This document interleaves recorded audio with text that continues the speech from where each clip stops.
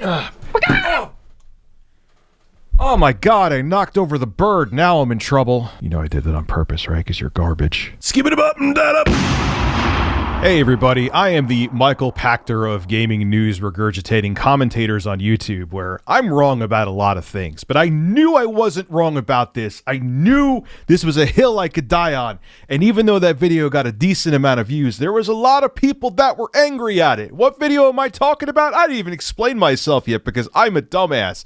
I am talking about Dying Light 2 on the Xbox Series S, only running at 30 FPS. It just baffled me. I just didn't get it. There's so many other games that could run at 60 FPS on the Xbox Series S.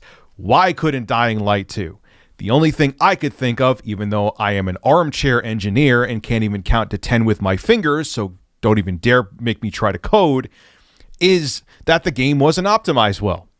Because there's plenty of other games similar in scope to Dying Light 2 that do run at 60 FPS. Would you like that list again? I'll give it to you. Far Cry 6 runs at 60 FPS. Doom Eternal can run at 120 FPS on the Xbox Series S. Assassin's Creed Valhalla can run at 60 FPS, Call of Duty Vanguard can run at 120 FPS, and Metro Exodus with ray tracing, yes, I know the resolution could get kind of soupy, can also run at 60 FPS on the Xbox Series S. But this tweet back in the day, which I actually made the video on, put out by Timon Smektala. Did I say that right? Hey, I said that right. He's a man, and I said his name right. He's the Dying Light 2 lead designer. Many moons ago, said this when someone asked him about different performance modes on the Xbox Series S. My partner and I get very sick and have to stop playing Dying Light 2 because of motion blur, lack of field of view slider, 30 FPS, and head bobbing on the Series X and S. Lots of people are saying the same thing on Reddit. Any word on a fix for this? Thank you. And Timon replies back with, "We're fixing the co-op issues first. The demand broke Sony, Microsoft, and Epic sewers."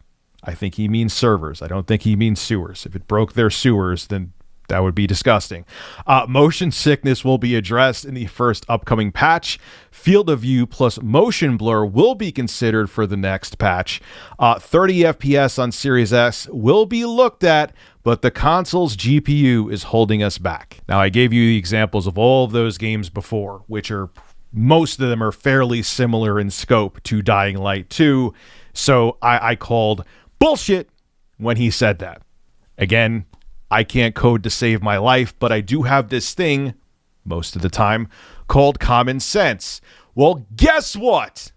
There is a new patch for Dying Light 2, and here are the exciting benefits for the Xbox Series S. Aren't you excited? I'm hard. Now, obviously, they fixed bugs if you want to check out the bugs they fixed, but that's not the meat and potatoes of what's going on here. Here we go. Xbox patch content, Xbox platform-related fixes, improved game stability, a new balance mode added that runs in 60 FPS on the Xbox Series X, but here is the banger that I knew they could do. Xbox Series S game mode added, including performance mode that runs at 60 FPS. Oh gee, I thought the GPU was a limitation. Now look, listen! I've made videos in the past talking about my concerns with the GPU limitations anyway of the Xbox Series S, but I'm somewhat softened my take on that because I think fidelity effects and other scaling technologies that they're putting inside of game engines, where I've seen games that should not run on devices like this, which one of these years I'll eventually review, run.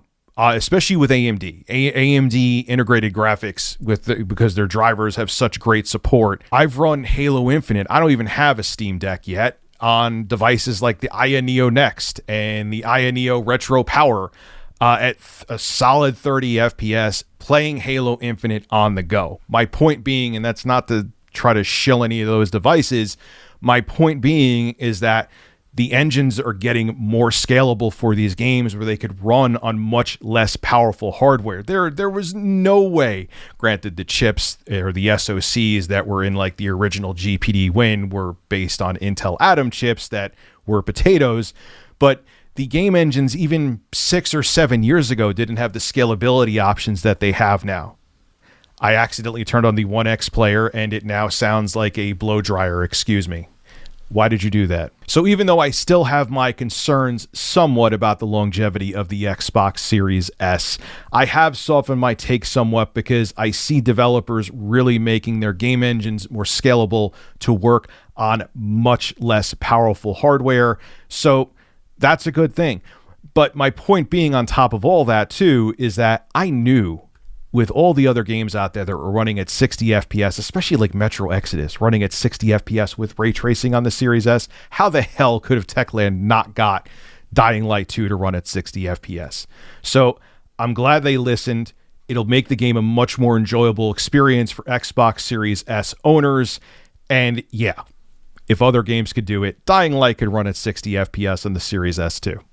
This is Rich of Review Tech USA signing out. Have a good one. Hate birds.